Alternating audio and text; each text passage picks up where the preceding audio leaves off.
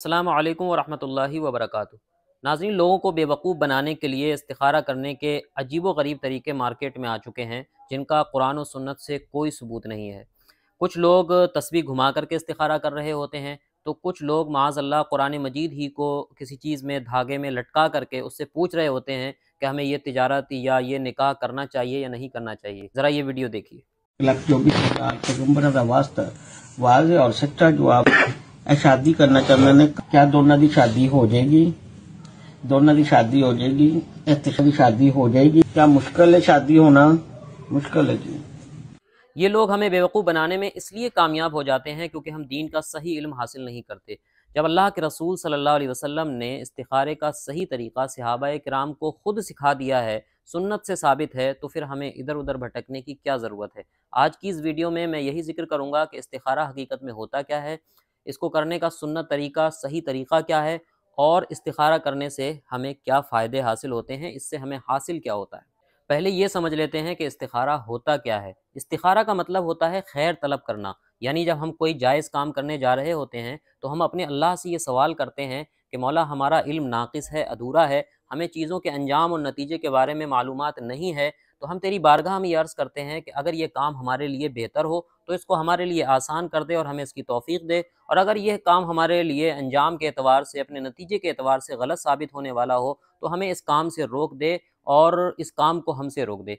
ये जो दुआ होती है, या ये तमन्ना और ये आरज़ू और ये खुदा की बारगाह में ये दुआ जो की जाती है, इसको इस्तिखारा कहा जाता है। अब हम देख लेते हैं कि इस्तिखारा करने का सुन्नत तरीक़ा और सही तरीक़ा जो अल्लाह के रसूल सल्लल्लाहु अलैहि वसल्लम ने हमें बताया है और सही हदीस से साबित है, वो क्या है।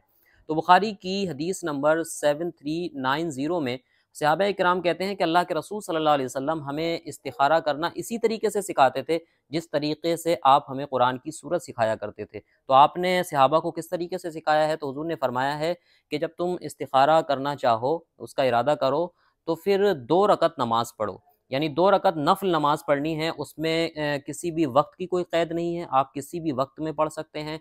वो मकरूह वक्त नहीं होना चाहिए। उन 3 वक्तों के अलावा आप किसी भी वक्त में वो 2 रकत नफ़िल नमाज़ पढ़ सकते हैं, और उसमें सूरत की भी कोई क़ैद नहीं है कि कौन सी सूरत पढ़नी है और कौन सी नहीं पढ़नी है। जिस तरीके से आप आम नफ़िल नमाज़ पढ़ते हैं, इस तरीके से 2 रकत नफ़िल नमाज़ पढ़ लीजिए।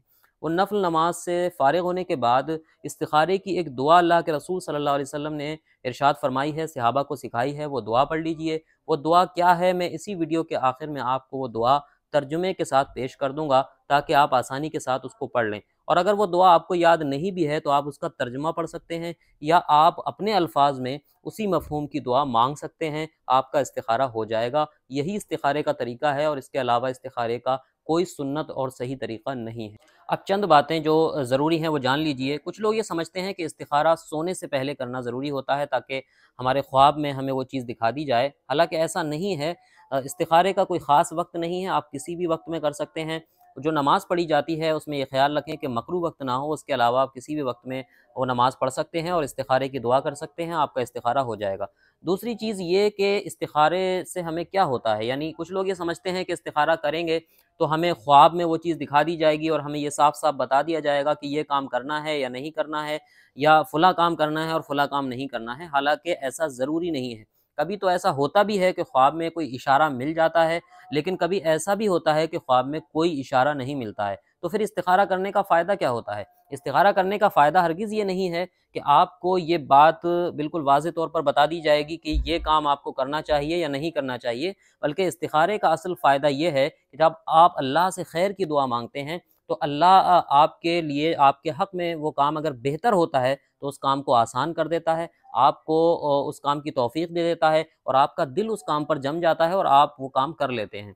और अगर वो काम आपके लिए बेहतर नहीं होता है तो अल्लाह ऐसे असबाब पैदा कर देता है कि वो काम आपसे दूर हो जाता है, आप वो काम नहीं करते हैं, तो अल्लाह वो उस काम से आपको दूर कर देता है। वो असबाब ऐसे पैदा कर देता है कि आपको हलाकत और बुरे नतीजे से बचा लेता है।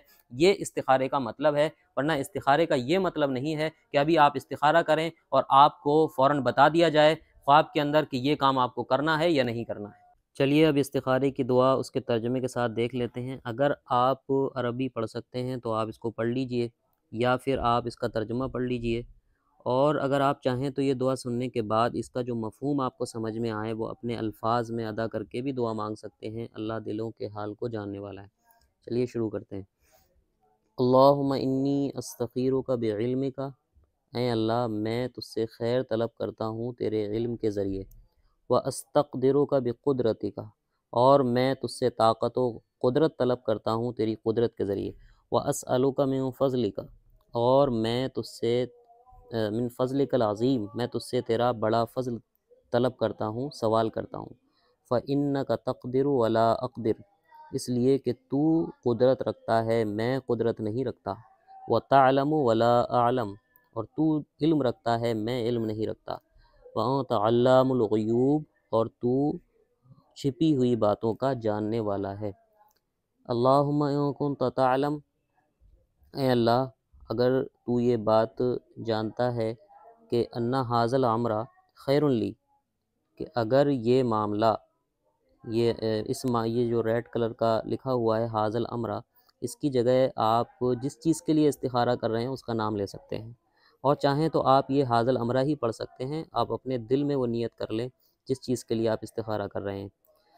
ان ھذا الامر خیر لی، کہ یہ معاملہ میرے لیے بہتر ہے، فی دینی میرے دین میں، و معاشی اور میرے معاش میں، و عاقبت امری اور میرے معاملے کے انجام کے اعتبار سے، فقدرہ لی، تو اسے میرے لیے مقدر کر دے، اسے میرے حق میں اس کا فیصلہ کر دے، ویسرہ لی، اور اسے میرے لیے آسان کر دے، ثم بارک لی فیہ، پھر اس میں میرے لیے برکت بھی عطا فرما، وَإِن كُنتَ تَعْلَمُ، اور اگر تو جانتا ہے ان ھذا الامر شر لی، کہ یہ معاملہ میرے لیے برا ہے، غلط ہے، فی دینی میرے دین کے اعتبار سے، و معاشی اور میرے معاش کے اندر، و عاقبت امری اور میرے انجام کار میں، فاصرفہ عنی، تو اس کو مجھ سے پھیر دے، یعنی اس کام کو مجھ سے دور کر دے، واصرفنی عنہ، اور مجھے اس کام سے دور کر دے، وقدر لی الخیر، اور بھلائی کو میرے لیے مقدر کر دے، حیث کانا، جہاں پر بھی وہ ہو، ثم ارضنی بھی، پھر